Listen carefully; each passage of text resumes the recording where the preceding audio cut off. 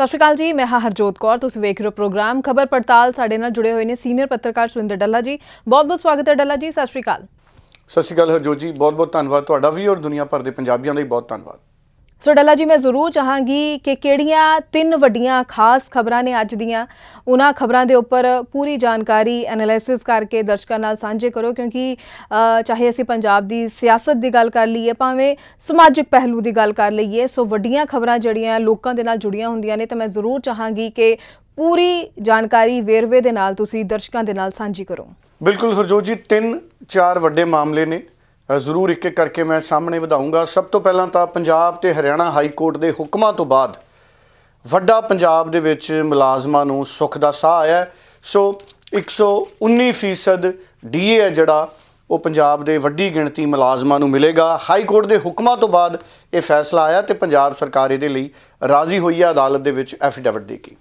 ਕੱਲ੍ਹ ਭਗਵੰਤ ਮਾਨ ਨੇ 6000 ਕੱਚੇ ਮੁਲਾਜ਼ਮਾਂ ਦੇ ਪੱਕੇ ਹੋਣ ਦੀ ਉਮੀਦ ਵਾਲੀ ਖਬਰ ਦਿੱਤੀ ਕਿ 6000 ਦੇ ਕਰੀਬ ਮੁਲਾਜ਼ਮਾਂ ਦੇ ਪੱਕੇ ਹੋਣ ਦਾ ਰਾਹ ਪੱਧਰਾ ਹੋਇਆ।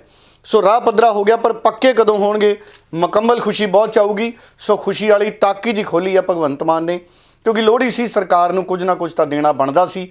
ਉਂਝ 35-36 ਹਜ਼ਾਰ ਸਾਡੇ ਕੱਚੇ ਮੁਲਾਜ਼ਮ ਸੀ ਜਿਨ੍ਹਾਂ ਨੂੰ ਪੱਕੇ ਕਰਨ ਦਾ ਵਾਅਦਾ ਸੀ। ਸੋ ਸਰਕਾਰ ਦੇ 10 ਮਹੀਨੇ ਪੂਰੇ ਹੋ ਜਾਣੇ ਨੇ ਅਗਲੇ 6 ਦਿਨਾਂ ਬਾਅਦ। ਸੋ ਇਸ ਕਰਕੇ ਵੇਖਦੇ ਹਾਂ ਇਹ 6000 ਕਦੋਂ ਪੱਕੇ ਹੁੰਦੇ ਨੇ। ਤੇ ਰਾਜਾ ਵੜਿੰਗ ਨੂੰ ਜਿਹੜਾ ਟ੍ਰੀਟਮੈਂਟ ਸੀ CRPF ਦੇ ਮੁਲਾਜ਼ਮ ਦਾ ਰਾਜਾ ਵੜਿੰਗ ਦੇ ਨਾਲ, ਰਾਜਾ ਵੜਿੰਗ ਦੇ ਪ੍ਰਤੀ ਜਿਹੜਾ ਰਵੱਈਆ ਸੀ, ਜਿਹੜਾ ਉਹ ਸਿਕਿਉਰਿਟੀ ਦੇ ਮੱਦੇਨਜ਼ਰ ਰਵੱਈਆ ਸੀ, ਉਹਨੂੰ ਮੀਡੀਆ ਦੇ ਵਿੱਚ ਬਹੁਤ ਨਾਪੱਖੀ ਤਰੀਕੇ ਦੇ ਨਾਲ ਦਿਖਾਇਆ ਜਾ ਰਿਹਾ ਹੈ। ਕਿਤੇ ਨਾ ਕਿਤੇ ਉਸ ਨੂੰ ਧੱਕਾ ਬਣਾ ਕੇ ਪ੍ਰਚਾਰਿਆ ਜਾ ਰਿਹਾ ਹੈ। ਧੱਕਾ ਸਮਝ ਆਉਂਦਾ, ਪਰ ਧੱਕਿਆਂ ਦੇ ਤੌਰ ਤੇ ਉਹਨੂੰ ਪ੍ਰਚਾਰਿਆ ਜਾ ਰਿਹਾ। ਰਾਜਾ ਵੜਿੰਗ ਨੇ ਹਾਲਾਂਕਿ ਕੱਲ੍ਹ ਆਪ ਹੀ ਕਹਿ ਦਿੱਤਾ, ਕਹਿੰਦਾ ਮੈਂ ਬਹੁਤ ਧੱਕੇ ਧੋਕੇ ਖਾਧੇ ਆ। ਸੋ ਇਹਨਾਂ ਧੱਕਿਆਂ ਧੋਕਿਆਂ ਦੀ ਕੋਈ ਐਡੀ ਪਰਵਾਹ ਨਹੀਂ। ਸੋ ਉਂਝ ਜਦੋਂ ਸੁਰੱਖਿਆ ਅਮਲਾ CRPF ਦੇ ਜਵਾਨ ਜਾਂ ਕੋਈ ਵੀ ਫੌਜ ਦੇ ਜਵਾਨ ਕਿਸੇ ਨਾਲ ਤੈਨਾਤ ਹੋਣ ਤੇ ਉਹਨਾਂ ਲਈ ਇਹ ਡਿਊਟੀ ਵੀ ਬਣ ਜਾਂਦੀ ਹੈ ਕਿ ਅਗਰ ਕੋਈ ਪਾਸ ਆਉਂਦਾ, ਜ਼ਿਆਦਾ ਨੇੜੇ ਆਉਂਦਾ, ਅਚਾਨਕ ਆਉਂਦਾ, ਤੇ ਉਹਨੂੰ ਬੋਚਕ ਦੇਣੇ, ਪਾਸੇ ਦਾ ਰਾਹ ਦਿਖਾ ਦਿੱਤਾ ਜਾਂਦਾ। ਸੋ ਕਈ ਵਾਰੀ ਧੱਕਾ ਹੁੰਦਾ ਨਹੀਂ, ਪਰ ਉਹ ਦੇਖਣ ਨੂੰ ਧੱਕਾ ਲੱਗਦਾ ਹੈ। ਸੋ ਇਹਦੇ ਉੱਪਰ ਵੀ ਗੱਲ ਕਰਾਂਗੇ। ਔਰ ਵਿਜੀਲੈਂਸ ਬਿਊਰੋ ਨੇ ਇੱਕ ਵਾਰ ਫਿਰ ਕਰਪਟ ਲੀਡਰਾਂ ਦੇ ਖਿਲਾਫ ਆਪਣਾ ਅਭਿਆਨ ਤੇਜ਼ ਕਰ ਦਿੱਤਾ ਹੈ। ਇਹ ਚੰਗੀ ਗੱਲ ਹੈ। ਵਿਜੀਲੈਂਸ ਬਿਊਰੋ ਨੇ ਕਾਂਗਰਸ ਦੇ ਇੱਕ ਹੋਰ ਸਾਬਕਾ ਮੰਤਰੀ ਦੇ ਖਿਲਾਫ ਕਾਰਵਾਈ ਦੀ ਤਿਆਰੀ ਕੀਤੀ ਹੈ। ਮੀਡੀਆ ਦੇ ਵਿੱਚ ਇਸ ਤਰ੍ਹਾਂ ਦੀਆਂ ਰਿਪੋਰਟਾਂ ਜਿਹੜੀਆਂ ਨੇ ਆ ਗਈਆਂ ਨੇ, ਉਹਦੇ ਤੇ ਵੀ ਗੱਲ ਕਰਾਂਗੇ।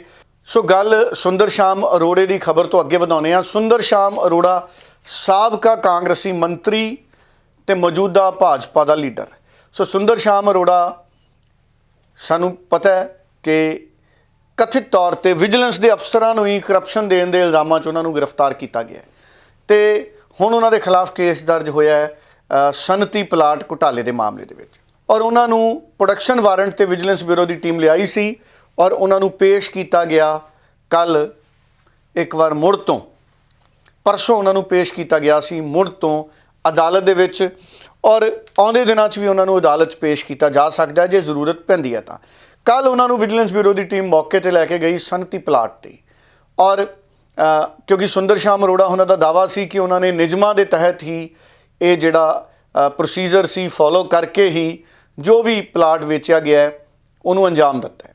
ਹੁਣ ਸਵਾਲ ਇਹ ਹੈ, ਵਿਜੀਲੈਂਸ ਬਿਊਰੋ ਦੇ ਅਧਿਕਾਰੀ ਮੌਕੇ 'ਤੇ ਲੈ ਕੇ ਗਏ ਤੇ ਵਿਜੀਲੈਂਸ ਬਿਊਰੋ ਦੇ ਅਧਿਕਾਰੀਆਂ ਦਾ ਹੋਰ ਤਰਕ ਹੈ। ਉਹ ਕਹਿੰਦੇ ਸੁੰਦਰ ਸ਼ਾਮ ਅਰੋੜਾ ਮੁਤਾਬਕ ਜਿਹੜੇ ਇੰਡਸਟਰੀਅਲ ਪਲਾਟ ਸੀ ਉੱਥੇ ਹੋਟਲ ਕਿਵੇਂ ਬਣ ਰਿਹਾ ਹੈ। ਗੱਲ ਸੁਣ ਲਈਏ ਵਿਜੀਲੈਂਸ ਬਿਊਰੋ ਦੇ DSP ਦੀ ਇੱਕ ਵਾਰ। ਮਨਮੋਹਨ ਸਿੰਘ ਜਿਹੜੇ ਵਿਜੀਲੈਂਸ ਬਿਊਰੋ ਦੇ DSP ਨੇ, ਉਹਨਾਂ ਦੀ ਗੱਲ ਸੁਣ ਲਈ। ਸਰਕਾਰ ਧੱਕਾ ਕਰ ਰਹੀ ਹੈ। ਆਪਾਂ ਨੂੰ ਜੁਡੀਸ਼ਰੀ ਤੇ ਪੂਰਾ ਯਕੀਨ ਹੈ, ਸੱਚਾਈ ਸਾਹਮਣੇ ਆ ਰਹੀ ਹੈ।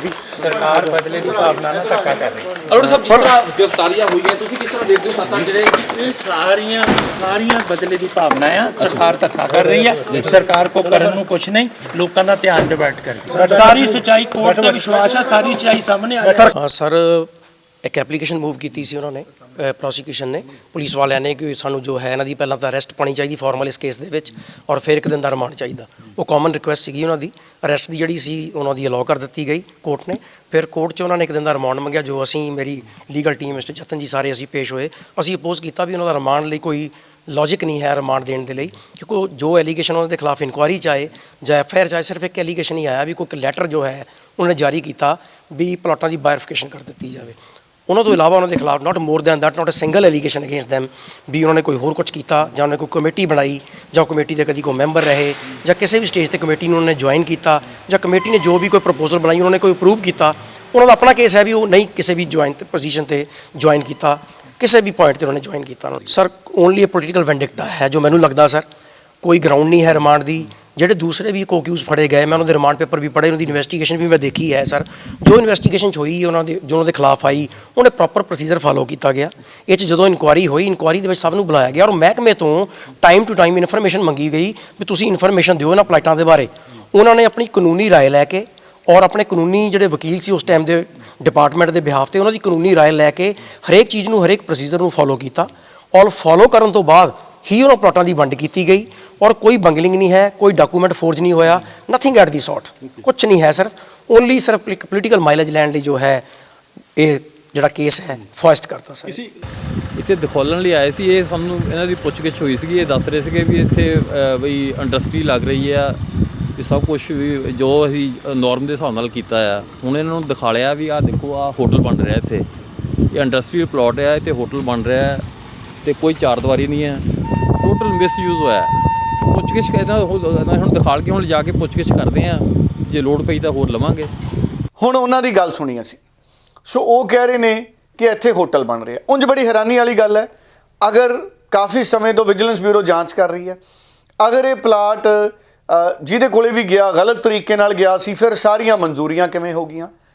ਫਿਰ ਅਗਰ ਕੰਸਟਰਕਸ਼ਨ ਹੋ ਰਹੀ ਹੈ, ਹੋਟਲ ਬਣ ਰਿਹਾ ਹੈ, ਤੇ ਸੰਬੰਧਿਤ ਮਨਜ਼ੂਰੀਆਂ ਵੀ ਹੋਈਆਂ ਹੋਣਗੀਆਂ। ਕਿ ਬਾਕੀ ਮਹਿਕਮਿਆਂ ਨੂੰ ਕਿਸੇ ਤਰ੍ਹਾਂ ਦੀ ਕੋਈ ਜਾਣਕਾਰੀ ਨਹੀਂ ਹੈ? ਸੋ ਇਹ ਮੈਨੂੰ ਲੱਗਦਾ ਥੋਰੋ ਇਨਵੈਸਟੀਗੇਸ਼ਨ ਕਰਨੀ ਪੈਣੀ ਹੈ ਵਿਜੀਲੈਂਸ ਬਿਊਰੋ ਨੂੰ। ਔਰ ਇਹ ਵੀ ਹੋ ਸਕਦਾ ਹੈ ਕਿ ਉਹ ਹੋਟਲ ਉੱਥੇ ਬਣਾ ਸਕਦੇ ਹੋਣ ਕਾਨੂੰਨਾਂ ਦੇ ਤਹਿਤ, ਇਹ ਵੀ ਹੋ ਸਕਦਾ ਹੈ। ਇਹ ਵੀ ਵਿਜੀਲੈਂਸ ਬਿਊਰੋ ਦੇ ਅਧਿਕਾਰੀਆਂ ਨੂੰ ਜਾਂਚਣਾ ਪਏਗਾ ਵੀ ਕੀ ਇੰਡਸਟਰੀਅਲ ਪਲਾਟ ਦੇ ਉੱਤੇ ਹੋਟਲ ਬਣ ਸਕਦਾ ਜਾਂ ਨਹੀਂ ਬਣ ਸਕਦਾ। ਇਹਦੇ ਤੇ ਮੁਕੰਮਲ ਜਾਣਕਾਰੀ ਹੋਣੀ ਚਾਹੀਦੀ ਹੈ। ਸੋ ਮੈਨੂੰ ਲੱਗਦਾ ਇਹਦੇ ਤੇ ਅਸੀਂ ਵੀ ਮੈਂ ਵੀ ਇਹਦੇ ਤੇ ਹੋਰ ਜਾਣਕਾਰੀ ਹਾਸਲ ਕਰਾਂਗਾ ਵੀ ਕੀ ਇੰਡਸਟਰੀਅਲ ਪਲਾਟ ਤੇ ਹੋਟਲ ਬਣ ਸਕਦਾ ਜਾਂ ਨਹੀਂ ਬਣ ਸਕਦਾ। ਜੇ ਨਹੀਂ ਬਣ ਸਕਦਾ ਹੋਟਲ, ਤੇ ਫਿਰ ਹੋਣ ਵਾਲੀ ਸਰਕਾਰ ਮਨਜ਼ੂਰੀਆਂ, ਹੋਣ ਵਾਲੀ ਸਰਕਾਰ ਦੇ ਰਾਜ 'ਚ ਅਫਸਰ ਜਾਂ ਮਹਿਕਮੇ ਮਨਜ਼ੂਰੀਆਂ ਕਿਸ ਆਧਾਰ ਤੇ ਦੇ ਰਹੇ ਨੇ, ਇਹ ਵੀ ਆਪਣੇ ਆਪ ਦੇ ਵਿੱਚ ਇੱਕ ਵੱਡਾ ਸਵਾਲ ਹੈ। ਔਰ ਮੈਨੂੰ ਲੱਗਦਾ ਹੈ ਕਿ ਕਿਸੇ ਵੀ ਸੂਬੇ ਦੇ ਵਿੱਚ ਜਿਹੜੀ ਇੰਡਸਟਰੀ ਹੈ ਉਹਦੇ ਵਾਧੇ ਦੇ ਲਈ ਸਰਕਾਰ ਦੀਆਂ ਨੀਤੀਗਤ ਸੋਧਾਂ ਬਹੁਤ ਜ਼ਰੂਰੀ ਨੇ। ਸੋ ਕੀ ਪਾਲਿਸੀ ਐਡੀ ਆਸਾਨ ਹੈ ਕਿ ਉਹਨੂੰ ਹਰ ਕੋਈ ਸਮਝ ਸਕੇ, ਇਹ ਵੀ ਬੜਾ ਜ਼ਰੂਰੀ ਹੈ। ਸੋ ਉਦਯੋਗ ਜ਼ਿਆਦਾ ਤੋਂ ਜ਼ਿਆਦਾ ਜੇ ਪੰਜਾਬ ਚਾਹੁੰਗੇ ਤਾਂ ਹੀ ਪੰਜਾਬ ਨੇ ਤਰੱਕੀ ਕਰਨੀ ਹੈ। ਸਿਰਫ GST ਦੇ ਪੈਸੇ ਦੇ ਉੱਤੇ ਜੇ ਪੰਜਾਬ ਨਿਗਾਹ ਰੱਖੂਗਾ ਕਿ GST ਦਾ ਕਲੈਕਸ਼ਨ ਵੱਧ ਗਿਆ ਤੇ ਪੰਜਾਬ ਤਰੱਕੀ ਕਰ ਜੂਗਾ, ਕਦੇ ਨਹੀਂ ਹੋਣਾ। ਪੰਜਾਬ ਉਦੋਂ ਤਰੱਕੀ ਕਰੂਗਾ ਜਦੋਂ ਅਸੀਂ ਆਪਣੇ ਵਸੀਲਿਆਂ ਦੇ ਨਾਲ ਪੈਸੇ ਕਮਾਵਾਂਗੇ। ਤੇ ਉਹ ਸਰਕਾਰ ਪੰਜਾਬ 'ਚ ਸਾਨੂੰ ਚਾਹੀਦੀ ਹੈ, ਜਿਹੜੀ ਸਰਕਾਰ ਨੂੰ ਸਿਸਟਮ ਲਾਗੂ ਕਰਨਾ ਆਉਂਦਾ ਹੋਵੇ, ਅਫਸਰਾਂ ਦੀ ਆਊਟਪੁੱਟ ਕੱਢਣੀ ਆਉਂਦੀ ਹੋਵੇ। ਅਫਸਰ ਵੀ ਮੇਰੀ ਨਜ਼ਰ 'ਚ ਜਿਹੜੇ ਅਫਸਰ ਨੇ ਉਹ ਵੀ ਇੱਕ ਮਸ਼ੀਨ ਨੇ। ਅਫਸਰ ਵੀ ਇੱਕ ਮਸ਼ੀਨ ਨੇ। ਸਰਕਾਰ ਅਗਰ ਅਫਸਰਾਂ ਤੋਂ ਕੰਮ ਲੈਣ ਵਾਲੀ ਹੈ ਤੇ ਰਿਜ਼ਲਟ ਆਊਟਪੁੱਟ ਵਧੀਆ ਆ ਜਾਣਗੇ। ਅਗਰ ਸਰਕਾਰ ਨੂੰ ਨਹੀਂ ਪਤਾ ਵੀ ਕੰਮ ਕਿਵੇਂ ਲੈਣਾ ਹੈ ਤੇ ਅਫਸਰਾਂ ਤੇ ਹੀ ਸਰਕਾਰ ਨਿਰਭਰ ਰਹਿਣੀ ਹੈ, ਤੇ ਫਿਰ ਪੰਜਾਬ ਦੀ ਤਰੱਕੀ ਕੋਈ ਨਹੀਂ ਹੋਣੀ। ਕਿਉਂਕਿ ਅਫਸਰ ਨੇ ਜਿਹੜੇ ਉਹ ਹਮੇਸ਼ਾ ਡਰਦੇ ਨੇ। ਅਫਸਰ ਹਰ ਫਾਈਲ ਨੂੰ ਸਾਈਨ ਕਰਨ ਤੋਂ ਪਹਿਲਾਂ ਕਈ ਵਾਰੀ ਸੋਚਦੇ ਨੇ, ਕਿਉਂਕਿ ਜਿਹੜੇ ਸਾਡੇ ਪੋਲੀਟੀਕਲ ਲੀਡਰ ਨੇ ਉਹਨਾਂ ਦਾ ਆਪਣਾ ਕਿਰਦਾਰ ਇਸ ਤਰ੍ਹਾਂ ਦਾ ਹੋ ਗਿਆ ਕਿ ਅਫਸਰ ਉਹਨਾਂ ਤੇ ਭਰੋਸਾ ਹੀ ਨਹੀਂ ਕਰਦੇ। ਸੋ ਇਸ ਕਰਕੇ ਜਿਹੜਾ ਸਿਸਟਮ ਹੈ, ਸਿਸਟਮ ਦੇ ਵਿੱਚ ਬਹੁਤ ਸਾਰੇ ਸੁਧਾਰ ਹੋਣ ਦੀ ਲੋੜ ਹੈ। ਮੈਨੂੰ ਲੱਗਦਾ ਜਿਹੜਾ ਸਿਸਟਮ ਹੈ ਉਹਦੀ ਬਾਈਪਾਸ ਸਰਜਰੀ ਕਰਨ ਦੀ ਜ਼ਰੂਰਤ ਹੈ, ਤਾਂ ਹੀ ਕਿਤੇ ਜਾ ਕੇ ਸਿਸਟਮ ਦਰੁਸਤ ਹੋਏਗਾ। ਨਹੀਂ ਤਾਂ ਸਰਕਾਰਾਂ ਬਦਲਦੀਆਂ ਰਹਿਣਗੀਆਂ ਤੇ ਸਾਡੇ ਸੁਪਨੇ ਟੁੱਟਦੇ ਰਹਿਣਗੇ ਤੇ ਅਸੀਂ ਬਦਲਾਅ ਦੇ ਪਿੱਛੇ ਕਦੀ ਭਗਵੰਤ ਮਾਨ ਨੂੰ, ਕਦੀ ਆਮ ਆਦਮੀ ਪਾਰਟੀ ਨੂੰ, ਕਦੀ ਕਾਂਗਰਸ ਨੂੰ, ਕਦੀ BJP ਨੂੰ ਦੋਸ਼ ਦੇਵਾਂਗੇ। ਹਕੀਕਤ 'ਚ ਸਾਨੂੰ ਉਸ ਤਰ੍ਹਾਂ ਦੀ ਸਰਕਾਰ ਚਾਹੀਦੀ ਹੈ ਜਿਸ ਕੋਲੇ ਇਸ ਤਰੀਕੇ ਦਾ ਤਜਰਬਾ ਤੇ ਵਿਜ਼ਨ ਹੋਵੇ ਕਿ ਉਹ ਅਫਸਰਾਂ ਤੋਂ ਕੰਮ ਲੈ ਸਕਣ। ਸੋ ਮੈਨੂੰ ਇਹ ਲੱਗਦਾ ਹੈ ਕਿ ਉਹ ਬੜਾ ਜ਼ਰੂਰੀ ਹੈ ਜੇ ਅਸੀਂ ਸੂਬੇ ਨੂੰ ਤਰੱਕੀ 'ਚ ਲੈ ਕੇ ਜਾਣਾ ਹੈ। ਉਂਝ ਵਿਜੀਲੈਂਸ ਬਿਊਰੋ ਸਰਗਰਮ ਹੈ। ਹੁਣ ਇਹ ਵੀ ਖਬਰਾਂ ਨੇ, ਕੈਪਟਨ ਅਮਰਿੰਦਰ ਦੇ ਰਾਜ ਦੇ ਵਿੱਚ ਇੱਕ ਹੋਰ ਮੰਤਰੀ ਸੀ ਜਿਹੜਾ ਬਹੁਤ ਜ਼ਿਆਦਾ ਸਰਗਰਮ ਸੀ, ਗੁਰਪ੍ਰੀਤ ਸਿੰਘ ਕਾਂਗੜ। ਗੁਰਪ੍ਰੀਤ ਸਿੰਘ ਕਾਂਗੜ ਜਿਨ੍ਹਾਂ ਨੂੰ ਬਾਅਦ ਦੇ ਵਿੱਚ ਮੰਤਰੀ ਦੇ ਅਹੁਦੇ ਤੋਂ ਵੀ ਵੱਖ ਕਰ ਦਿੱਤਾ ਗਿਆ ਸੀ। ਮੀਡੀਆ ਦੇ ਵਿੱਚ ਰਿਪੋਰਟਾਂ ਨੇ, ਅਖਬਾਰਾਂ ਦੇ ਵਿੱਚ ਖਬਰਾਂ ਨੇ ਕਿ ਗੁਰਪ੍ਰੀਤ ਕਾਂਗੜ ਉਹਨਾਂ ਦੇ ਮਾਮਲੇ ਦੇ ਵਿੱਚ ਵੀ ਮੰਤਰੀ ਰਹਿੰਦੇ, ਉਹਨਾਂ ਦੇ ਮੰਤਰੀ ਮੰਤਰੀ ਹੋਣ ਦੇ ਕਾਰਜਕਾਲ ਦੀ ਜਾਂਚ ਹੋ ਸਕਦੀ ਹੈ। ਸੋ ਜਦੋਂ ਗੁਰਪ੍ਰੀਤ ਸਿੰਘ ਕਾਂਗੜ ਮੰਤਰੀ ਸੀ, ਉਹਨਾਂ ਦੇ ਉਸ ਕਾਰਜਕਾਲ ਦੀ ਜਾਂਚ ਹੋ ਸਕਦੀ ਹੈ ਵਿਜੀਲੈਂਸ ਬਿਊਰੋ ਵੱਲੋਂ। ਇਸ ਤਰੀਕੇ ਦੀਆਂ ਚਰਚਾਵਾਂ ਨੇ। ਹਾਲਾਂਕਿ ਮੈਂ ਅਖਬਾਰ ਦੇ ਵਿੱਚ ਹੀ ਪੜ੍ਹ ਰਿਹਾ ਸੀ ਕਿ ਗੁਰਪ੍ਰੀਤ ਕਾਂਗੜ ਕਹਿੰਦੇ ਕਿ ਮੈਨੂੰ ਇਸ ਤਰ੍ਹਾਂ ਦੀ ਕੋਈ ਜਾਣਕਾਰੀ ਨਹੀਂ ਹੈ, ਔਰ ਵਿਜੀਲੈਂਸ ਬਿਊਰੋ ਕਹਿੰਦੇ ਇੱਕ ਨਿਰਪੱਖ ਏਜੰਸੀ ਹੈ ਤੇ ਅਗਰ ਕੋਈ ਕਿਸੇ ਤਰ੍ਹਾਂ ਦੀ ਵੀ ਕੋਈ ਜਾਂਚ ਹੁੰਦੀ ਹੈ ਉਹਨਾਂ ਨੂੰ ਇਹਦਾ ਕੋਈ ਇਤਰਾਜ਼ ਨਹੀਂ ਹੈ, ਪਰ ਉਹ ਕਹਿੰਦੇ ਉਹਨਾਂ ਨੂੰ ਇਸ ਜਾਂਚ ਬਾਰੇ ਕੁਝ ਨਹੀਂ ਪਤਾ। ਸੋ ਇਹ ਮੀਡੀਆ ਦੇ ਵਿੱਚ ਰਿਪੋਰਟ ਹੈ। ਹੋ ਸਕਦਾ ਵਿਜੀਲੈਂਸ ਬਿਊਰੋ ਨੇ ਹਜੇ ਤੱਕ ਨਾ ਦੱਸਿਆ ਹੋਵੇ, ਹੋ ਸਕਦਾ ਵਿਜੀਲੈਂਸ ਬਿਊਰੋ ਗੁਪਚੁਪ ਤਰੀਕੇ ਨਾਲ ਸਾਬਕਾ ਮਾਲ ਮੰਤਰੀ ਦੇ ਮਾਮਲੇ ਦੇ ਵਿੱਚ ਕਿਸੇ ਤਰ੍ਹਾਂ ਦੀ ਜਾਂਚ ਆਰੰਭ ਰਹੀ ਹੋਵੇ। ਮੈਨੂੰ ਇਹ ਵੀ ਲੱਗਦਾ ਹਰਜੋਤ ਜੀ ਕਿ ਸਥਿਤੀਆਂ ਉਹ ਆ ਗਈਆਂ, ਇੱਕ ਨਵਾਂ ਕਾਨੂੰਨ ਪੰਜਾਬ ਦੀ ਵਿਧਾਨ ਸਭਾ 'ਚ ਬਣਨਾ ਚਾਹੀਦਾ ਹੈ। ਆਉਂਦੇ ਦਿਨਾਂ 'ਚ ਅਸੀਂ ਇਹਦੇ 'ਤੇ ਗੱਲ ਵੀ ਕਰਾਂਗੇ ਕਿ ਪੰਜਾਬ ਦੀ ਸਰਕਾਰ ਦੇ ਵਿੱਚ ਜਿਹੜਾ ਵੀ ਮੰਤਰੀ ਬਣੇ ਜਾਂ ਮੰਤਰੀ ਰਿਹਾ, ਉਹਨਾਂ ਦੀਆਂ ਪ੍ਰਾਪਰਟੀਆਂ ਦੇ ਵੇਰਵੇ, ਉਹਨਾਂ ਦੀ ਆਮਦਨ ਦੇ ਵੇਰਵੇ ਨੇ ਜਿਹੜੇ, ਉਹ ਹਰ 6 ਮਹੀਨੇ ਬਾਅਦ ਲਾਜ਼ਮੀ ਕਰ ਦਿੱਤੇ ਜਾਣ ਕਿ ਹਰ 6 ਮਹੀਨੇ ਬਾਅਦ ਕੋਈ ਵੀ ਮੰਤਰੀ ਹੈ, ਮੁੱਖ ਮੰਤਰੀ ਹੈ, ਅਫਸਰ ਹੈ, ਕੋਈ MLA ਹੈ, ਹਰ 6 ਮਹੀਨੇ ਬਾਅਦ ਉਹਨਾਂ ਦੀਆਂ ਜ਼ਮੀਨ ਜਾਇਦਾਦਾਂ ਦੇ ਜਿਹੜੇ ਅੰਕੜੇ ਨੇ ਉਹ ਸਰਕਾਰੀ ਵੈਬਸਾਈਟ ਦੇ ਉੱਤੇ ਅਪਲੋਡ ਹੋਣੇ ਚਾਹੀਦੇ ਨੇ। ਮੈਨੂੰ ਲੱਗਦਾ ਇਹ ਕਾਨੂੰਨ ਬਣਾ ਦੇਣਾ ਚਾਹੀਦਾ ਹੈ। ਇਸੇ ਤਰ੍ਹਾਂ ਅਫਸਰ, ਕੋਈ ਵੀ ਅਫਸਰ ਹੈ, ਭਾਵੇਂ IAS ਹੈ, ਭਾਵੇਂ PCS ਅਫਸਰ ਹੈ, ਭਾਵੇਂ ਕੋਈ ਮੁਲਾਜ਼ਮ ਹੈ, ਇਹ ਲਾਜ਼ਮੀ ਹੋ ਜਾਣਾ ਚਾਹੀਦਾ। ਸਰਕਾਰ ਨੂੰ ਇੱਕ ਵੈਬਸਾਈਟ ਅਜਿਹੀ ਬਣਾ ਲੈਣੀ ਚਾਹੀਦੀ ਹੈ ਕਾਨੂੰਨ ਬਣਾ ਕੇ ਕਿ ਕੋਈ ਵੀ ਮੁਲਾਜ਼ਮ ਕੋਈ ਚੀਜ਼ ਖਰੀਦਦਾ ਹੈ ਉਹ ਅਪਲੋਡ ਕਰੇ, ਉਹਦੇ ਲਈ ਲਾਜ਼ਮੀ ਹੈ ਉਹਦੇ ਡਾਕੂਮੈਂਟ, ਉਹਦੇ ਵੇਰਵੇ, ਔਰ ਹਰ 6 ਮਹੀਨੇ ਬਾਅਦ ਉਹ ਆਪਣੀ ਚਲ ਅਚਲ ਸੰਪत्ति ਹੈ ਜਿਹੜੀ, ਉਹਦੇ ਵੇਰਵੇ ਸਾਰਵਜਨਿਕ ਕਰਨ, ਐਫੀਡੇਵਿਟ ਦੇ ਰੂਪ ਦੇ ਵਿੱਚ ਸਰਕਾਰ ਨੂੰ ਸੌਂਪੇ ਜਾਣ। ਸੋ ਫਿਰ ਤਾਂ ਮੈਨੂੰ ਲੱਗਦਾ ਜਿਹੜਾ ਵੀ ਮੰਤਰੀ ਹੋਊਗਾ, ਅਸੀਂ 6 ਮਹੀਨੇ ਦੇ ਵਿੱਚ ਹੀ ਮੰਤਰੀ ਬਾਰੇ ਸਾਡੇ ਕੋਲੇ ਵੇਰਵੇ ਆ ਜਾਣਗੇ ਵੀ ਭਾਈ 6 ਮਹੀਨਿਆਂ 'ਚ ਇਹਦੀ ਆਮਦਨ ਜੇ ਵਧੀ ਹੈ ਤੇ ਉਹਦੇ ਪਿੱਛੇ ਕੀ ਕਾਰਨ ਨੇ, ਕੀ ਮੰਤਰੀ ਬਣ ਕੇ ਇਹਨੇ ਨਵੀਂ ਫੈਕਟਰੀ ਲਾ ਲਈ, ਕੀ ਮੰਤਰੀ ਬਣ ਕੇ ਇਹਨੇ ਕੋਈ ਸਰਕਾਰੀ ਠੇਕੇ ਲੈ ਲਏ। ਫਿਰ ਇਹ ਸਾਰੀਆਂ ਚੀਜ਼ਾਂ ਬਾਹਰ ਆ ਸਕਦੀਆਂ ਨੇ, ਤਾਂ ਹੀ ਸਿਸਟਮ ਦਰੁਸਤ ਹੋਣਾ ਹੈ। ਨਹੀਂ ਤਾਂ ਬਹੁਤ ਸਾਰੇ ਮੰਤਰੀ ਜਿਹੇ ਨੇ ਜਿਨ੍ਹਾਂ ਦੇ ਖਿਲਾਫ ਕਦੀ ਜਾਂਚ ਹੀ ਨਹੀਂ ਹੁੰਦੀ। ਸੋ ਮੈਨੂੰ ਤਾਂ ਇਹ ਵੀ ਲੱਗਦਾ ਹੈ ਕਿ ਨਵਾਂ ਕਾਨੂੰਨ ਬਣਾ ਕੇ ਅੱਜ ਤੱਕ ਦੇ ਜਿੰਨੇ ਮੰਤਰੀ ਰਹੇ ਨੇ, ਜਿੰਨੇ ਅਫਸਰ ਰਹੇ ਨੇ, ਉਹ ਸਾਰਿਆਂ ਦੇ ਉਹਨਾਂ ਦੀਆਂ ਜ਼ਮੀਨ ਜਾਇਦਾਦਾਂ ਦੀ ਇੱਕ ਵਾਰੀ ਉਹਨਾਂ ਨੂੰ ਪਹਿਲਾਂ ਤਾਂ ਕਹਿ ਦੇਣਾ ਚਾਹੀਦਾ ਕਿ ਤੁਸੀਂ 2 ਮਹੀਨਿਆਂ ਦੇ ਵਿੱਚ ਵਿੱਚ ਸਵੇ ਐਲਾਨ ਕਰੋ ਕਿ ਤੁਹਾਡਾ ਅੱਜ ਤੱਕ ਕਿੰਨੀ ਚਲ ਅਚਲ ਸੰਪत्ति ਹੈ, ਤੇ ਫਿਰ ਵਿਜੀਲੈਂਸ ਬਿਊਰੋ ਦਾ ਇੱਕ ਵਿੰਗ ਹੋਵੇ ਜਿਹੜਾ ਲਗਾਤਾਰ ਇਨਵੈਸਟੀਗੇਟ ਕਰਦਾ ਰਹੇ ਸਾਬਕਾ ਮੰਤਰੀਆਂ ਦੀਆਂ ਜ਼ਮੀਨ ਜਾਇਦਾਦਾਂ ਔਰ ਮੌਜੂਦਾ ਮੰਤਰੀਆਂ ਦੇ ਔਰ ਮੌਜੂਦਾ MLA ਦੀਆਂ ਜ਼ਮੀਨ ਜਾਇਦਾਦਾਂ ਵੀ, ਕਿਉਂਕਿ ਪੈਸੇ ਬਣਦੇ ਉਦੋਂ ਹੈ ਜਦੋਂ ਲੀਡਰ ਸੱਤਾ 'ਚ ਹੁੰਦੇ ਨੇ, ਜਦੋਂ ਸੱਤਾ 'ਚ ਨਹੀਂ ਹੁੰਦੇ ਉਦੋਂ ਤਾਂ ਛਾਪੇ ਵੱਜਦੇ ਆ। ਸੋ ਇਸ ਕਰਕੇ ਸੱਤਾ 'ਚ ਰਹਿੰਦੇ ਹੋਏ ਵੀ ਹਰ ਵਿਜੀਲੈਂਸ ਬਿਊਰੋ ਦੇ ਨਿਗਰਾਨ ਦੇ ਵਿੱਚ ਮੰਤਰੀ, MLA ਤੇ ਅਫਸਰ ਹੋਣੇ ਚਾਹੀਦੇ ਨੇ। ਇਸ ਤਰੀਕੇ ਦਾ ਪ੍ਰਬੰਧ ਹੋਣਾ ਚਾਹੀਦਾ, ਕਿਉਂਕਿ ਚਾਹੀਦਾ ਤਾਂ ਸਾਨੂੰ ਲੋਕਪਾਲ ਸੀ।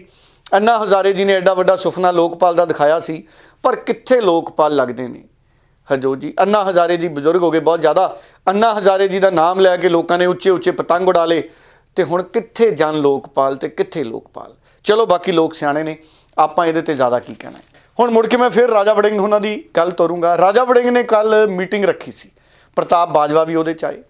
ਸੋ ਪੱਤਰਕਾਰਾਂ ਨਾਲ ਵੀ ਰਾਜਾ ਵੜਿੰਗ ਰੂਬਰੂ ਹੋਏ। ਸੋ ਪੱਤਰਕਾਰਾਂ ਨੇ ਧੱਕੇ ਵਾਲਾ ਸਵਾਲ ਬਹੁਤ ਜ਼ਿਆਦਾ ਰਾਜਾ ਵੜਿੰਗ ਨੂੰ ਕੀਤਾ, ਤੇ ਰਾਜਾ ਵੜਿੰਗ ਨੇ ਧੱਕੇ ਵਾਲੇ ਸਵਾਲ ਦੇ ਉੱਤੇ ਪੱਤਰਕਾਰਾਂ ਨੂੰ ਕਿਹਾ ਕਿ ਕਈ ਵਾਰੀ ਪੱਤਰਕਾਰ ਵੀ ਇਸ ਤਰੀਕੇ ਦੀਆਂ ਖਬਰਾਂ ਨੂੰ ਜ਼ਿਆਦਾ ਚੱਕ ਦਿੰਦੇ ਨੇ, ਪਰ ਜੇ ਧਿਆਨ ਨਾਲ ਦੇਖੀਏ ਤਾਂ ਸ਼ਾਇਦ ਉਹ ਧੱਕਾ ਨਹੀਂ ਸੀ, ਉਹ ਇੱਕ ਤਰੀਕੇ ਨਾਲ ਉਹਨਾਂ ਨੂੰ ਜਿਹੜਾ CRPF ਦਾ ਜਵਾਨ ਸੀ, ਜਿਸ ਬਾਰੇ ਕਿਹਾ ਜਾ ਰਿਹਾ ਕਿ ਰਾਜਾ ਵੜਿੰਗ ਅਸਲ 'ਚ ਇੱਕ ਕਾਂਗਰਸ ਦੇ ਆਗੂ ਨੂੰ ਮਿਲਾਉਣਾ ਚਾਹੁੰਦੇ ਸੀ ਰਾਹੁਲ ਗਾਂਧੀ ਨੂੰ। ਭੱਜ ਕੇ ਅੱਗੇ ਗਏ ਰਾਜਾ ਵੜਿੰਗ, ਉਸ ਲੀਡਰ ਦੀ ਬਾਂਹ ਫੜ ਕੇ ਆਪ ਲੈ ਕੇ ਆਏ, ਕਿਉਂਕਿ ਆਪ ਪ੍ਰਧਾਨ ਨੇ ਭਾਈ ਉਹਨਾਂ ਦਾ ਸਾਥੀ ਸੀ। ਉਹ ਰਾਹੁਲ ਗਾਂਧੀ ਨੂੰ ਮਿਲਾਉਣਾ ਚਾਹੁੰਦੇ ਸੀ ਉਸ ਨੌਜਵਾਨ ਨੂੰ ਵੀ। ਉਹ ਵੀ ਨੌਜਵਾਨ ਰਾਹੁਲ ਗਾਂਧੀ ਦੇ ਨਾਲ ਥੋੜ੍ਹੀ ਦੇਰ ਤੁਰੇ, ਕਿਉਂਕਿ ਭਾਰਤ ਜੋੜੋ ਯਾਤਰਾ ਰਾਹੁਲ ਗਾਂਧੀ ਦੇ ਨਾਲ ਬਹੁਤ ਵੱਡੀ ਗਿਣਤੀ 'ਚ ਕਾਂਗਰਸ ਦੇ ਲੀਡਰ, ਵਰਕਰ, ਵਲੰਟੀਅਰ, ਆਮ ਲੋਕ ਤੁਰ ਚੁੱਕੇ ਨੇ। ਸੋ ਸਾਰਿਆਂ ਨੂੰ ਚਾਅ ਆਉਂਦਾ ਵੀ ਰਾਹੁਲ ਗਾਂਧੀ ਦੇ ਨਾਲ ਤੁਰੀਏ।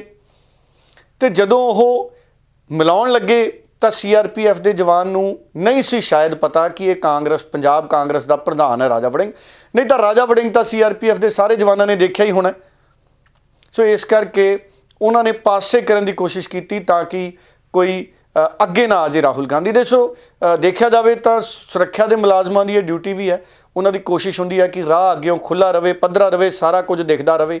ਸੋ ਜਿਵੇਂ ਅਸੀਂ ਕੱਲ੍ਹ ਪਰਸੋਂ ਦੇਖਿਆ, ਪ੍ਰਧਾਨ ਮੰਤਰੀ ਸਾਹਿਬ ਨੂੰ ਹੀ ਇੱਕ ਨੌਜਵਾਨ ਹਾਰ ਦੇਣ ਆ ਗਿਆ।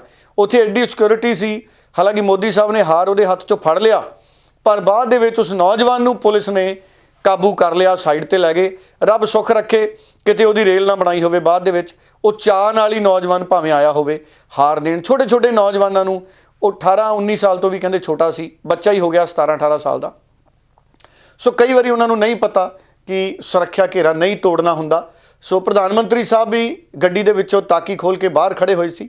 ਸੋ ਇਸ ਕਰਕੇ ਉਹ ਚਾਅ ਚੜਿਆ ਹੋਣਾ ਜਵਾਕ ਨੂੰ, ਉਹ ਹਾਰ ਲੈ ਕੇ ਮੋਦੀ ਸਾਹਿਬ ਵੱਲ ਆ ਗਿਆ, ਕਿਉਂਕਿ ਮੋਦੀ ਦੇ ਨਾਅਰੇ ਵੀ ਲੱਗ ਰਹੇ ਸੀ, ਰੋਡ ਸ਼ੋਅ ਕਰ ਰਹੇ ਸੀ ਪ੍ਰਧਾਨ ਮੰਤਰੀ ਮੋਦੀ। ਇਹ ਹੋ ਜਾਂਦਾ ਕਈ ਵਾਰ। ਪਰ ਰਾਜਾ ਵੜਿੰਗ ਨੇ ਜਦੋਂ ਪੱਤਰਕਾਰਾਂ ਨੇ ਸਵਾਲ ਪੁੱਛੇ ਤਾਂ ਰਾਜਾ ਵੜਿੰਗ ਨੇ ਇਹ ਵੀ ਕਹਿ ਦਿੱਤਾ ਕਿ ਹੋ ਸਕਦਾ ਇਹਦੇ ਪਿੱਛੇ ਵਿਰੋਧੀਆਂ ਦੀ ਸਾਜ਼ਿਸ਼ ਹੋਵੇ। ਇਸ ਗੱਲ ਦਾ ਬੁਰਾ ਮਨਾ ਲਿਆ ਮਨਜਿੰਦਰ ਸਿਰਸਾ ਨੇ। ਇੱਕ ਟੀਵੀ ਤੇ ਮੈਂ ਸੁਣ ਰਿਹਾ ਸੀ, ਮਨਜਿੰਦਰ ਸਿਰਸਾ ਕਹਿੰਦੇ ਹੁਣ ਵਿਰੋਧੀ ਇਹ ਰਾਜਾ ਵੜਿੰਗ ਜੀ ਨੇ ਜਿਹੜੀ ਇਹ ਗੱਲ ਕਹਿਤੀ, ਹੁਣ ਅਸੀਂ ਇਹਦੇ ਤੇ ਕੀ ਕਹਿ ਸਕਦੇ ਹਾਂ। ਵੈਸੇ ਉਂਝ ਬੜੀ ਹੈਰਾਨੀ ਵਾਲੀ ਗੱਲ ਹੈ, ਜਿਵੇਂ ਰਾਜਾ ਵੜਿੰਗ ਜੀ ਜ਼ਿਕਰ ਕਰਦੇ ਸੀ ਕਿ ਭਾਰਤ ਦਾ ਗ੍ਰਹਿ ਮੰਤਰਾਲਾ ਇੰਨਾ ਜ਼ਿਆਦਾ ਵਿਹਲਾ ਹੈ ਕਿ ਉਹ ਕਿਸੇ ਲੀਡਰ ਨੂੰ ਧੱਕਾ ਮਰਵਾਉਣ ਦੀ ਸਾਜ਼ਿਸ਼ ਰਚੂਗਾ। ਸੋ ਕਈ ਵਾਰੀ ਲੀਡਰ ਵੀ ਧੱਕਾ ਕਰ ਜਾਂਦੇ ਨੇ। ਸੋ ਮੈਨੂੰ ਲੱਗਦਾ ਇਸ ਤਰੀਕੇ ਦੇ ਬਿਆਨ ਵੀ ਨਹੀਂ ਦੇਣੇ ਚਾਹੀਦੇ ਲੀਡਰਾਂ ਨੂੰ। ਬਾਕੀ ਉਹ ਪੰਜਾਬੀਆਂ ਨੂੰ ਧੱਕਿਆਂ ਤੋਂ ਕਹਿਣਾ ਫਰਕ ਕੋਈ ਨਹੀਂ ਪੈਂਦਾ। ਉਹ ਜਿਹੜਾ ਵੀ ਵਿਅਕਤੀ ਹੈ, ਸਾਡੇ ਮੁਲਕ 'ਚ ਹਰ ਵਿਅਕਤੀ ਨੇ ਕਿਤੇ ਨਾ ਕਿਤੇ ਧੱਕਾ ਖਾਧਾ ਹੁੰਦਾ। ਕਿਸੇ ਨੇ ਰੇਲ 'ਚ, ਕਿਸੇ ਨੇ ਬੱਸ 'ਚ, ਕਿਸੇ ਨੇ ਬਿੱਲ ਭਰਨ ਵਾਲੀ ਲਾਈਨ 'ਚ। ਸਕੂਲਾਂ 'ਚ ਵੀ ਅਕਸਰ ਧੱਕੇ ਪੈਂਦੇ ਨੇ। ਕਈ ਵਾਰੀ ਪਹਿਲੇ ਪੁਰਾਣੇ ਸਮਿਆਂ ਦੇ ਵਿੱਚ ਜਦੋਂ ਅਸੀਂ ਸਕੂਲ ਕਾਲਜ 'ਚ ਪੜ੍ਹਦੇ ਸੀ, ਉਹਨਾਂ ਦਿਨਾਂ 'ਚ ਜੇ ਕਿਸੇ ਨੇ ਫਿਲਮ ਦੇਖਣ ਜਾਣਾ ਸਿਨੇਮਾ ਹਾਲ 'ਚ, ਉਦੋਂ ਵੀ ਬੜੇ ਧੱਕੇ ਪੈਂਦੇ ਸੀ। ਸੋ ਧੱਕਿਆਂ ਦੇ ਤਾਂ ਪੰਜਾਬੀ ਹੰਢੇ ਹੋਏ ਨੇ। ਉਂਝ ਪੰਜਾਬ ਨਾਲ ਦੇਖੋ ਕੇਂਦਰ ਦੀਆਂ ਸਰਕਾਰਾਂ ਨੇ ਵੀ ਸਮੇਂ-ਸਮੇਂ ਤੇ ਕਿੱਡੇ-ਕਿੱਡੇ ਧੱਕੇ ਕੀਤੇ ਨੇ। ਜਦ ਪੰਜਾਬ ਨੇ ਧੱਕੇ ਚੱਲ ਲਏ ਤੇ ਫਿਰ ਆਪਾਂ ਮਾੜੇ ਮੋਟੇ ਧੱਕੇ ਜੇ ਸਾਨੂੰ ਪੈ ਜਾਣਗੇ ਤੇ ਉਹਦੇ ਨਾਲ ਕੀ ਫਰਕ ਪੈਂਦਾ। ਉਸੇ ਤਰ੍ਹਾਂ ਰਾਜਾ ਵੜਿੰਗ ਨੇ ਕਿਹਾ, ਉਹ ਕਹਿੰਦਾ ਮੈਂ ਧੱਕਿਆਂ ਧੁੱਕਿਆਂ ਦੀ ਪਰਵਾਹ ਨਹੀਂ ਕਰਦਾ, ਮੈਂ ਧੱਕੇ ਖਾ ਕੇ ਲੀਡਰ ਬਣਿਆ ਤੇ ਧੱਕੇ ਅੱਗੇ ਵੀ ਸਾਡੇ ਸਿਰ ਮੱਥੇ ਨੇ। ਯਾਰ ਪਹਿਲਾਂ ਤਾਂ ਮੈਂ ਇਹ ਦੱਸਣਾ ਕਿ ਮੈਂ ਕੋਈ ਜੰਮਿਆ ਮਹਾਰਾਜਾ ਥੋੜੀ ਐ, ਮੈਂ ਤਾਂ ਧੱਕਿਆਂ 'ਚ ਹੀ ਜੰਮਿਆ ਸੀ। ਰਾਜੇ ਮਹਾਰਾਜਾ ਜਿਹੜਾ ਕੋਈ ਜਨਮ ਜਾਂ ਪੈਦਾ ਹੋਇਆ ਹੋਵੇ ਜਾਂ ਕੋਈ ਪਿਤਾ ਪੁਰਖੀ ਕਿ ਮੁੱਖ ਮੰਤਰੀ ਦਾ ਮੁੰਡਾ ਹੋਵੇ, ਪੋਤਾ ਹੋਵੇ, ਹੋ ਸਕਦਾ ਉਹਨੂੰ ਧੱਕਾ ਨਾ ਵਜੇ। ਮੈਂ ਤਾਂ ਧੱਕੇ ਖਾ ਕੇ ਇੱਥੇ ਪਹੁੰਚਿਆ। ਮੇਰਾ ਲੀਡਰ ਆਇਆ। ਪਹਿਲੀ ਗੱਲ, ਮੈਂ ਕਿਸੇ ਸਾਥੀ ਨੂੰ ਮਿਲਾਉਣਾ, ਉੱਥੇ ਵਾਰ-ਵਾਰ ਫੜ ਕੇ ਬਾਹਾਂ ਮਿਲਾਉਂਦੇ ਸੀ। ਉਹ ਉਹਨਾਂ ਦੇ CRPF ਵਾਲਿਆਂ ਨੂੰ ਨਹੀਂ ਪਤਾ ਲੱਗਿਆ ਹੋਣਾ ਕਈ ਵਾਰੀ, ਜੋ ਮੈਨੂੰ ਲੱਗਿਆ ਵੀ ਉਹ ਕਹਿੰਦੇ ਸਾਨੂੰ ਲੱਗਿਆ ਜੀ ਕੋਈ ਹੋਰ ਬੰਦਾ ਆ ਗਿਆ ਧੱਕਾ ਮਾਰਿਆ। ਸੋ ਮੈਂ ਤਾਂ ਇਹੋ ਜਿਹੇ ਧੱਕੇ ਆਪਦੇ ਸਾਥੀਆਂ ਨੂੰ ਮਿਲਾਉਣ ਵਾਸਤੇ 50 ਵਾਰੀ ਹੋਰ ਖਾਊਂਗਾ। ਔਰ ਇਹਦਾ ਮੈਨੂੰ ਗੁੱਸਾ ਵੀ ਕੋਈ ਨਹੀਂ ਹੈ, ਕਿਉਂਕਿ ਇਹ ਪਹਿਲੀ ਵਾਰੀ ਨਹੀਂ ਵੱਜੇ। ਜਦੋਂ ਛੋਟੇ ਹੁਣ ਤਾਂ ਲੀਡਰ ਬਣ ਗਿਆ, ਹਜੇ ਤਾਂ ਕੋਈ ਥਾਂ ਦੇ ਦਿੰਦਾ। ਜੋ ਕਰਦੇ ਸੀ ਪੁਲਿਸ ਮਾਰਦੀ ਸੀ 5-5 ਫੁੱਟ ਤੇ। ਦੂਸਰੀ ਗੱਲ, ਇਹ ਰਾਹੁਲ ਗਾਂਧੀ ਨੇ ਧੱਕਾ ਨਹੀਂ ਮਰਾਇਆ। ਦੁਸ਼ਮਣ ਦੀ ਚਾਲ ਵੀ ਹੋ ਸਕਦੀ ਹੈ। ਕੌਣ ਦੁਸ਼ਮਣ? ਜੀਰਾ ਢਿੱਡ ਦੁਖਦਾ ਹੈ ਜਿਹੜਾ ਰਾਹੁਲ ਗਾਂਧੀ ਦੀ ਟੀ-ਸ਼ਰਟ ਦੀ ਗੱਲ ਕਰਦਾ ਹੈ, ਜਿਹੜਾ ਰਾਹੁਲ ਗਾਂਧੀ ਦੀ ਪੱਗ ਦੀ ਗੱਲ ਕਰਦਾ ਹੈ। ਮੈਂ ਕੱਲ ਗਿਆ ਇੱਕ ਮੀਡੀਆ ਨੂੰ, ਮੈਂ ਕਿਹਾ ਕੱਲ ਨੂੰ ਹੁਣ ਇਹਨਾਂ ਦਾ ਹੋਰ ਤਾਂ ਕੋਈ ਨਹੀਂ ਗੱਲ ਚੱਲਣੀ। ਇਹ ਨਹੀਂ ਕਹਿ ਰਹੇ ਭੀੜ ਨਹੀਂ ਆ ਰਹੀ, ਗੱਲ ਨਹੀਂ ਬਣ ਰਹੀ। ਮੈਂ ਕਿਹਾ ਹੋ ਸਕਦਾ ਆਉਣ ਵਾਲੇ ਸਮੇਂ 'ਚ ਇਹ ਕਹਿਣ ਰਾਹੁਲ ਗਾਂਧੀ ਦਾ ਅੰਡਰਵੀਅਰ ਐਸਾ ਸੀ। ਸੋ CRPF ਹੈ ਜਿਹੜੀ, ਉਹਨਾਂ ਦੇ ਨਾਲ ਸਿਕਿਉਰਿਟੀ ਹੈ, ਉਹ ਕਿਹਦੇ ਅੰਡਰ ਹੈ? ਸੈਂਟਰ ਦੇਸ਼ ਦੇ ਗ੍ਰਹਿ ਮੰਤਰੀ ਦੇ ਅੰਡਰ ਹੈ। ਕਹਿੰਦਾ ਮਾਰੋ ਧੱਕੇ ਇਹਨਾਂ ਨੂੰ, ਥੋੜਾ ਬੇਇੱਜ਼ਤੀ ਹੋਵੇ ਇਹਨਾਂ ਦੀ। ਸਾਨੂੰ ਜਿੰਨੇ ਮਰਜ਼ੀ ਧੱਕੇ ਮਾਰ ਲੈ ਸਿਕਿਉਰਿਟੀ, ਸਾਨੂੰ ਕੋਈ ਨਹੀਂ, ਪਰ ਸਾਡੇ ਲੀਡਰ ਦੀ ਸ਼ਾਨ 'ਚ ਫਰਕ ਨਹੀਂ ਪੈਂਦਾ ਚਾਹੀਦਾ। ਤੇ ਮੈਂ ਆਉਣ ਵਾਲੇ ਦਿਨਾਂ 'ਚ ਵੀ ਇਹੋ ਜਿਹੇ ਕੰਮ ਹੋਰ ਕਰੂੰਗਾ। ਹੋਰ 25 ਵਾਰੀ CRP ਧੱਕਾ ਮਾਰੂਗੀ, ਰਾਜਾ ਵੜਿੰਗ ਚੱਲੂਗਾ, ਪਰ ਮੈਂ ਆਪਦੇ ਵਰਕਰਾਂ ਨੂੰ ਰਾਹੁਲ ਗਾਂਧੀ ਨਾਲ ਮਿਲਾਉਂਗਾ। ਕੋਈ ਉਧਰ ਪਗੜੀ ਦੇ ਮਸਲੇ ਦੇ ਉੱਤੇ ਵੀ ਰਾਜਾ ਵੜਿੰਗ ਨੇ ਆਪਣੀ ਰਾਏ ਰੱਖੀ। ਉਧਰ ਸੁਖਜਿੰਦਰ ਰੰਧਾਵਾ ਦਾ ਵੀ ਬਿਆਨ ਆ ਗਿਆ, ਜਿਹੜੇ ਪ੍ਰਭਾਰੀ ਨੇ ਰਾਜਸਥਾਨ 'ਚ ਪਗੜੀ ਦੇ ਮਸਲੇ ਤੇ। ਜਿਹੜਾ ਫੌਜ ਵੱਲੋਂ ਇੱਕ ਤਜਵੀਜ਼ ਹੈ ਕਿ ਸਿੱਖ ਨੌਜਵਾਨਾਂ ਨੂੰ ਜਿਹੜੇ ਨੇ ਹੈਲਮਟ ਦੀ ਤਜਵੀਜ਼ ਹੈ, ਉਹਦੇ ਤੇ ਸੁਖਜਿੰਦਰ ਰੰਧਾਵਾ ਦਾ ਵੀ ਬਿਆਨ ਆ ਗਿਆ। ਸੁਣ ਲਈਏ। ਸੁਖਜਿੰਦਰ ਰੰਧਾਵਾ ਜੀ ਅੱਜ ਕੱਲ੍ਹ ਪੰਜਾਬ ਦੀ ਸਿਆਸਤ 'ਚੋਂ ਤਾਂ ਗਾਇਬ ਹੀ ਹੋ ਗਏ।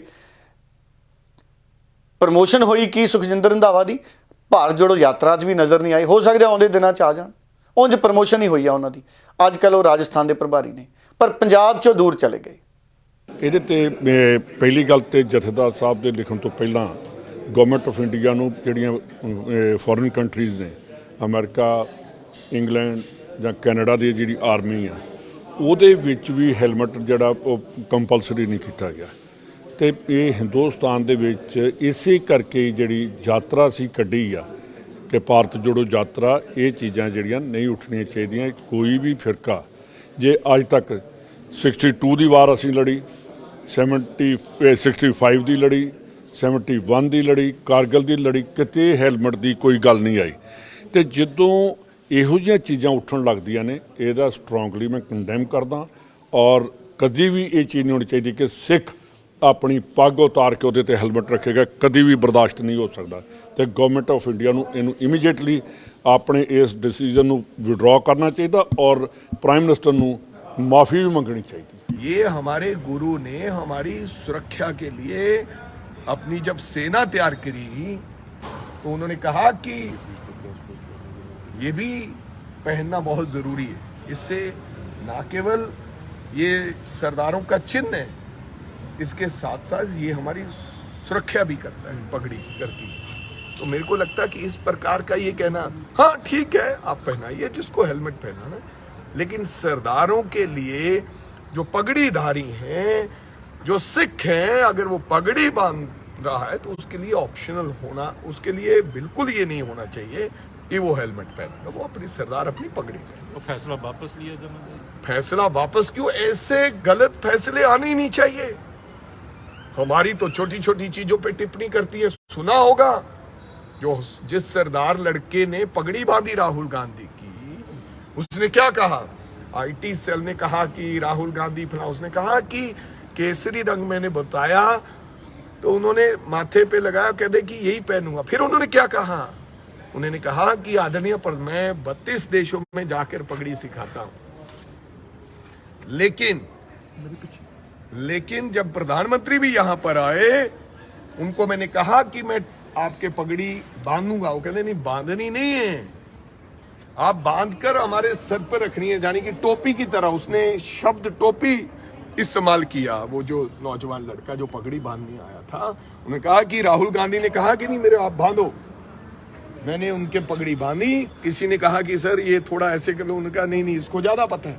तो जो सम्मान किया एक साधारण व्यक्ति, मेरे को कहने का मतलब कि हर वक्त तोड़ मरोड़ के हर चीज को पेश किया जाता है। पगड़ी का बहुत बड़ा सम्मान है और राहुल गांधी ने इसलिए पगड़ी बांधी, नहीं तो साफा भी पहन सकते थे, नहीं तो पर पटका भी बांध सकते थे, कोई मनाही थोड़ी थी। लेकिन मेरा सरकार से विनती है, गुजारिश है कि प्लीज ऐसा कोई चीज कानून नहीं बनाएं जिससे सरदारों की तौहीन हो और हमें लगे कि ये हमारे साथ धक्का और ज़्यादती हो रही है। इसको फैसला वापस लेना चाहिए। ਉਧਰ ਭਾਰਤੀ ਜਨਤਾ ਪਾਰਟੀ ਦੇ ਜਿਹੜੇ ਉਪ ਪ੍ਰਧਾਨ ਨੇ ਡਾਕਟਰ ਰਾਜਕੁਮਾਰ ਵੇਰਕਾ ਪੰਜਾਬ ਦੇ, ਉਹਨਾਂ ਨੇ ਵੱਡਾ ਦਾਅਵਾ ਕੀਤਾ। ਉਹ ਕਹਿੰਦੇ ਇੱਕ ਮੀਟਿੰਗ 'ਚ ਫੈਸਲਾ ਹੋ ਗਿਆ ਕਿ 2024 ਦੀਆਂ ਚੋਣਾਂ 'ਚ 13 ਦੀਆਂ 13 ਸੀਟਾਂ ਤੇ ਭਾਰਤੀ ਜਨਤਾ ਪਾਰਟੀ ਆਪ ਚੋਣਾਂ ਲੜੇਗੀ। ਸੋ ਇਹ ਵੀ ਬੜੀ ਗਹਿ-ਗੱਚ 'ਚ ਲੜਾਈ ਹੋਣੀ ਹੈ 2024 ਦੇ ਵਿੱਚ। ਜੇ ਭਾਜਪਾ ਨੇ 13 ਦੀਆਂ 13 ਸੀਟਾਂ ਤੇ ਚੋਣ ਲੜਨੀ ਹੈ, ਇਹਦਾ ਮਤਲਬ ਹੈ ਅਕਾਲੀ ਭਾਜਪਾ ਗੱਠਜੋੜ ਦੀ ਸੰਭਾਵਨਾ ਤਾਂ ਖਤਮ ਹੈ। ਇਹਦਾ ਮਤਲਬ ਹੈ ਬੀਜੇਪੀ ਆਪਣੇ ਦਮ ਤੇ ਚੋਣਾਂ ਲੜੇਗੀ। ਇਹਦਾ ਮਤਲਬ ਹੈ ਇੱਕ ਪਾਸੇ ਆਮ ਆਦਮੀ ਪਾਰਟੀ, ਇੱਕ ਪਾਸੇ ਕਾਂਗਰਸ ਤੇ ਇੱਕ ਪਾਸੇ ਬੀਜੇਪੀ ਤੇ ਇੱਕ ਪਾਸੇ ਅਕਾਲੀ ਦਲ। ਫਿਰ ਤਾਂ ਬੜਾ ਸਖਤ ਮੁਕਾਬਲਾ ਹੋਣ ਦੀ ਉਮੀਦ ਹੈ 2024 ਤੇ। ਸੋ ਆਉਂਦੇ ਦਿਨਾਂ 'ਚ 2024 ਦੀਆਂ ਚੋਣਾਂ ਦਾ ਵੀ ਐਨਾਲਿਸਿਸ ਕਰਾਂਗੇ।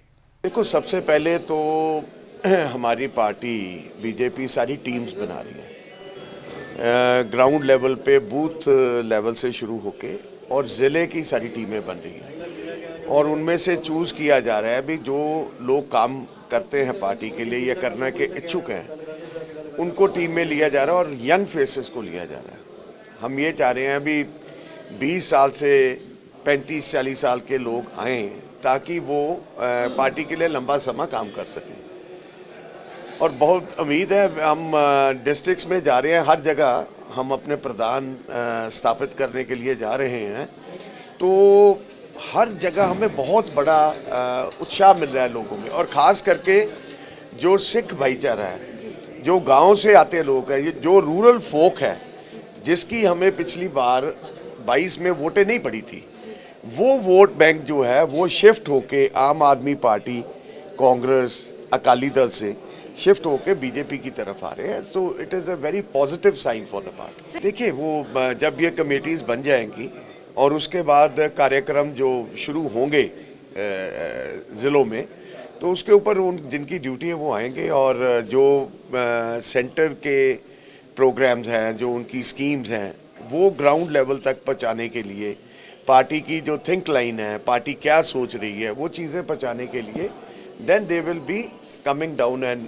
Helping the people. ਅਖੀਰ 'ਚ ਭਗਵੰਤ ਮਾਨ ਹੋਣਾ ਦੀ ਗੱਲ ਕਰ ਲਈਏ ਹਰਜੋਤ ਜੀ। ਭਗਵੰਤ ਮਾਨ ਹੋਣਾ ਨੇ ਵੱਡਾ ਫੈਸਲਾ ਕੀਤਾ ਹੈ। ਉਂਝ ਪੰਜਾਬ ਤੇ ਹਰਿਆਣਾ ਹਾਈ ਕੋਰਟ ਨੇ ਇੱਕ ਵੱਡਾ ਫੈਸਲਾ ਕੀਤਾ ਹੈ। ਪੰਜਾਬ ਤੇ ਹਰਿਆਣਾ ਹਾਈ ਕੋਰਟ ਨੇ ਇੱਕ ਫੈਸਲਾ ਸੁਣਾਇਆ ਹੈ ਕਿ ਪੰਜਾਬ ਦੇ ਸਾਰੇ ਮੁਲਾਜ਼ਮਾਂ ਨੂੰ ਜੁਲਾਈ 2015 ਤੋਂ 119% ਡੀਏ ਮਿਲੇਗਾ ਜਿਨ੍ਹਾਂ ਨੂੰ ਨਹੀਂ ਮਿਲ ਰਿਹਾ ਸੀ। ਸੋ 3 ਮਹੀਨਿਆਂ 'ਚ ਇਹਦਾ ਬਕਾਇਆ ਮਿਲੇਗਾ। ਸਰਕਾਰ ਨੇ ਐਫੀਡੇਵਿਟ ਦੇ ਕੇ ਕੋਰਟ ਦੇ ਵਿੱਚ ਇਹ ਗੱਲ ਮੰਨੀ ਹੈ ਕਿ ਅਸੀਂ ਮੁਆਵਜ਼ਾ ਅਸੀਂ ਜਿਹੜਾ ਮਹਿੰਗਾਈ ਭੱਤਾ ਡੀਏ 119% ਡੀਏ ਜਿਹੜਾ ਡੀਅਰਨੈਸ ਅਲਾਊਂਸ ਮਹਿੰਗਾਈ ਭੱਤਾ ਉਹ ਦੇਣ ਲਈ ਤਿਆਰ ਆ। ਸੋ ਮੁਲਾਜ਼ਮਾਂ ਲਈ ਚੰਗੀ ਗੱਲ ਹੈ।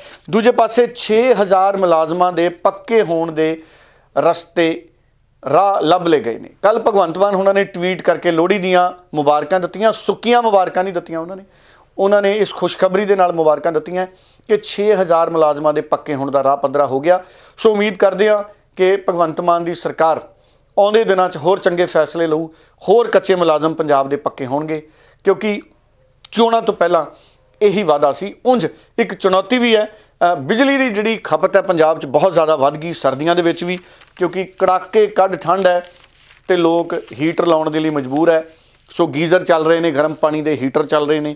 ਸੋ ਲਹਿਰਾ ਮੁਹੱਬਤ ਦਾ ਤੇ ਰੋਪੜ ਤਾਪ ਘਰ ਦੇ 2 ਯੂਨਿਟ ਨੇ ਜਿਹੜੇ ਉਹ ਬਿਜਲੀ ਸੰਕਟ ਦੇ ਖਤਰੇ ਕਰਕੇ ਚਿੰਤਾਜਨਕ ਸਥਿਤੀ ਬਣੀ ਹੈ, ਕਿਉਂਕਿ ਉਹ 2 ਯੂਨਿਟ ਬੰਦ ਕਰਨੇ ਪਏ ਨੇ।